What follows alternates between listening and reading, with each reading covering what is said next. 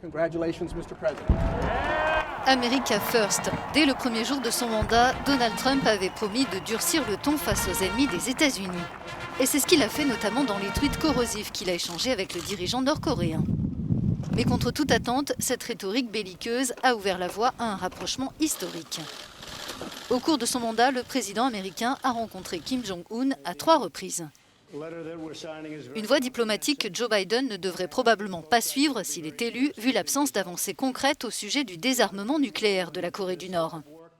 Je crois que toute notre relation avec la Corée du Nord et la péninsule coréenne sera dans une toute autre situation que par le passé.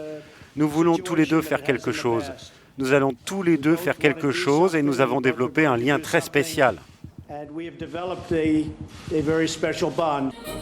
En revanche, sous la présidence Trump, les relations américaines avec la Chine se sont dégradées au plus haut point, principalement en raison d'un différend commercial dont les négociations sont aujourd'hui gelées. Les tensions se sont accrues lorsque Donald Trump a imputé à Pékin la responsabilité du nouveau coronavirus. Son rival démocrate s'engage à maintenir la pression sur la Chine, mais dans le cadre d'une approche multilatérale impliquant les alliés de Washington. Mais c'est peut-être au sujet de la Russie que les deux hommes ont les positions les plus divergentes.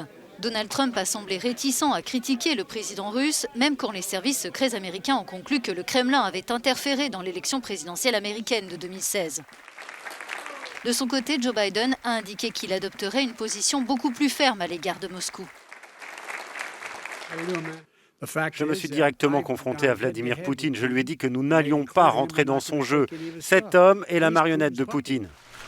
Mais il est peu probable que Joe Biden, s'il remporte l'élection, ne revienne sur l'une des actions diplomatiques marquantes de la présidence Trump, le transfert de l'ambassade américaine en Israël de Tel Aviv à Jérusalem. Pour autant, il devrait restaurer les liens des États-Unis avec leurs alliés, la plupart d'entre eux ayant été largement critiqués par Donald Trump. Quant aux électeurs américains dans leur ensemble, la politique étrangère de leur pays est rarement une priorité pour eux lors d'une présidentielle, encore plus en pleine crise sanitaire et économique. Welcome.